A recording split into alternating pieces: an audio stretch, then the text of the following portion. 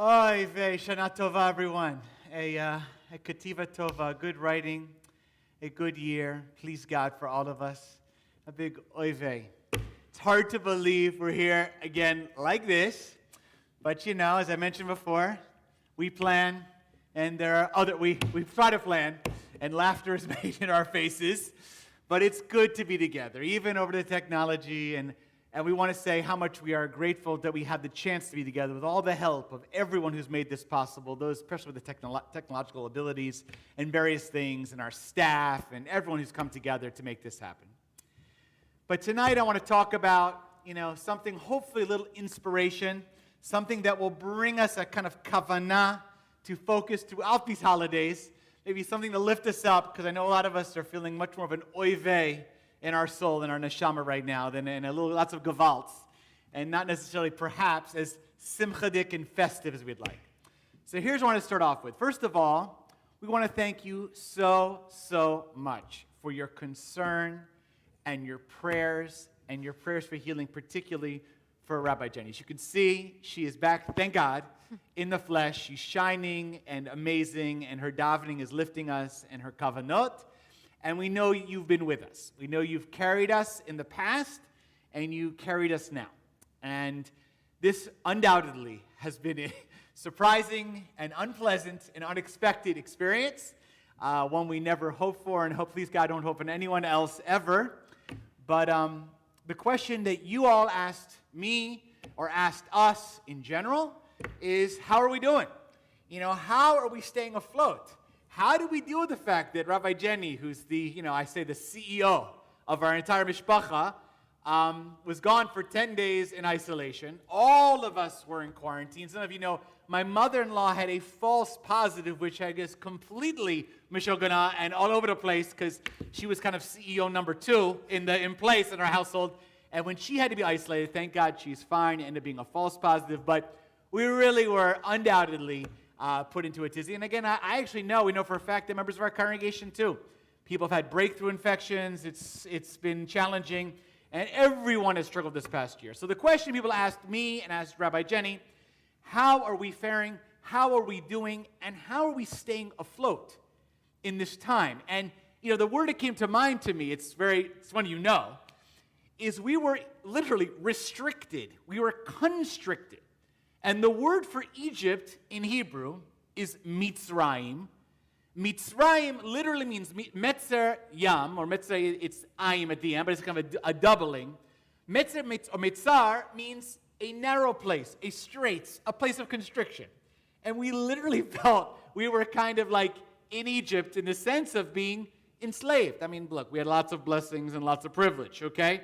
But we felt a sense of constriction and fear and anxiety. And the question you asked us, what got us through, or what's getting us through, how are we doing it? So I want to say undoubtedly, knowing you all are with us was huge. Knowing this amazing holy congregation was huge. Prayer, and Rabbi Jenny this as well, even in her isolated room, praying, my praying, the idea we have a prayer practice, a connection with the power beyond us, helped carry us through. Study of Torah, study and learning with others via, thank God, FaceTime and telephone and all that stuff. Thank God that carried us through. Meditation and presence. Even I know Rabbi Jenny's case, she did practice yoga at times on a mat in her room when she was feeling well enough. We had practices in our life, conditions, but ultimately your loving support. But I want to say what truly carried us through, and now I'm speaking about myself now, what carried me through and what I hope will carry you through. Ultimately, when things were difficult, particularly we got that test of my mother-in-law, that oy vey, it's going through the house, okay? And all that anxiety and fear came up. What kept me? And I will tell you the MS. What kept me, in addition to all those blessings, knowing you were praying for us, holding us, prayer, Torah study and learning, is our history. I looked at our Torah, I looked and remembered our story, and I kept reminding myself like a mantra, like a shiviti, that we've been to difficult places before, and we've made it through. We've been here before. We can do it again. And when I say that, been here before, I know a lot of you know what I'm talking about. We could go back to Pharaoh, Paro. We could talk about Haman, boo. We could talk about the exiles of our people from our land, destructions of our temples, anti-Semitism throughout the ages, the Inquisition, the Crusades, obviously, sadly, the Holocaust, the Shoah. We've been through, in a way, it all, even prior pandemics. And I was inspired knowing that all of us, including us here, but all of you too, we stand on the shoulders of giants. And if they could get through, if I dare say, much, much worse than we experienced, then so too, with God's help, we can make it through too. And there's one story in particular, which I told a little bit early this year, but I want to retell it again, because it so inspired me, and I pray it lifts your neshamas too. And it's one that was very particular to this year, 5781, past year we'll say. And it came about in Israel, a live situation this year with the new president. So a lot of you, I know you follow Israeli politics, some of you very, very closely, like me and Rabbi Jenny, and you know that there's a new government in Israel, new parliament, led by Prime Minister Naftali Bennett. And that probably was the big news out of Israel this year, in addition to other challenges and wars and battles, things like this, and the pandemic that they led, etc. They've led the world in pandemic relief and things like this, but that's not the issue. There's a new president in Israel. And some of you know the president of Israel for many years, for 7 years, was Ruby Rivlin, who led beautifully. It's an honorific position, somewhat of a political figurehead. It does have some specific roles, certainly with ambassadorial and kind of diplomatic roles. It has also roles in forming governments and giving the mandate. You go Google it after the holiday to find out the role. But the main thing is the person who was selected this time by the Knesset, by the Israeli parliament, was a political leader from the Labor Party, from Avodah, Mifleget Avodah in the past. And his name was Yitzhak Herzog. Yitzhak Herzog himself, when he went to be sworn in front of the Knesset, by the Speaker of the Knesset, he put his hand and kind of pledged, with a kippah on, by the way, the Tanakh he used, the whole Sefer, the whole, not just the Torah, 5 books, but the whole thing, the prophets and the writings, was from his grandfather, Lava Shalom, also known as Rabbi Yitzchak Halevi Herzog. And he told this story I'm going to tell right now in front of the parliament, in front of the world. Why he chose that Tanakh? Well, that Tanakh was held by his grandfather. His grandfather, who was first born in Poland, but eventually fled, emigrated to the United Kingdom, and became the chief rabbi of Ireland during his lifetime. And eventually, after the Holocaust, actually he went and moved to that before the Holocaust, but after the Holocaust, he eventually went and made Aliyah, and he was the first chief rabbi, Ashkenazi chief rabbi, of the state of Israel. First, he was under the mandate of the British time, and then he became the first Ashkenazi chief rabbi. And one of his first jobs, when he got there and he was serving as the leader in Israel of major religious import, was the government sent him back to Europe with one task. What we knew, what they knew, what all knew, was that so many Jews, thousands, hundreds of thousands, perhaps millions, in order to save their children, our people gave up babies, toddlers, kids, to righteous Gentiles, non-Jews, who saved our kids. And a big holder of that were Catholic institutions, monasteries, nunneries, Catholic schools. I'm not here to give a whole lecture in history of the Catholic Church and the Holocaust. Many of you know it's complicated. Pope Pius was not perfect. But there were undoubtedly many, many leaders in the Catholic Church, individual priests, and families who saved Jewish children. And according to the story he told, and he held that Tanakh as he traveled to Europe and went back to find these children, they believed at that time there were up to 10,000 Jewish children still being held in Catholic institutions in Europe, in Poland and other places. The story he told, some say it's apocryphal, or maybe a little exaggerated, But I believe that its core, it is true. That he went up to one particular monastery, one nunnery, and met with the Mother Superior. Said to her, I've come back with my Tanakh, and I've come here before you to thank you and to bring back our Jewish children and bring them to the land of Israel, to Eretz Yisrael, to Medinat Yisrael, to the state of Israel. And one particular female leader, Catholic leader, said, Rabbi, you are free to take them home. It's been our, in a sense, privilege, our honor to save them. But here's the problem. In these orphanages we have here in a particular place, we have thousands of children. We don't have records of them. There were so many displaced persons during the war, after the war. We don't know which ones are the Jewish children.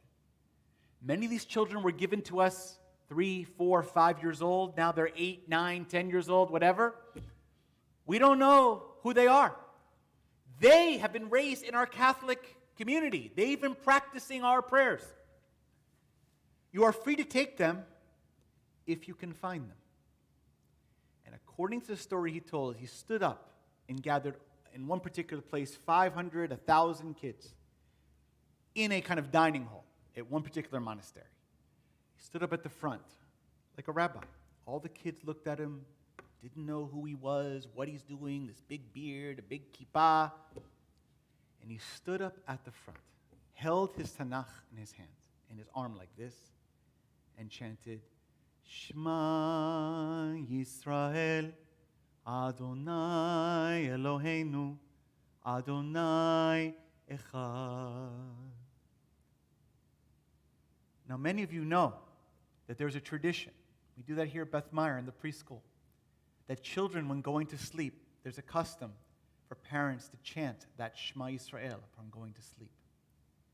And immediately when he offered that chant of the Shema Yisrael, according to the story he told, children by the dozens came forward.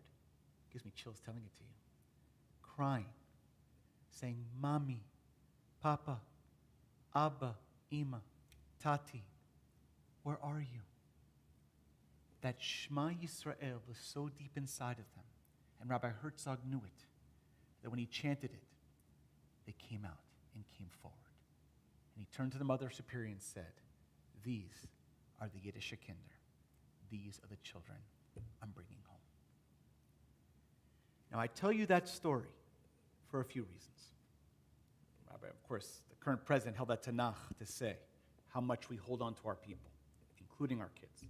First of all, in the basic pshat of that story, there are a lot of people in our community, including parents, legitimately are very worried.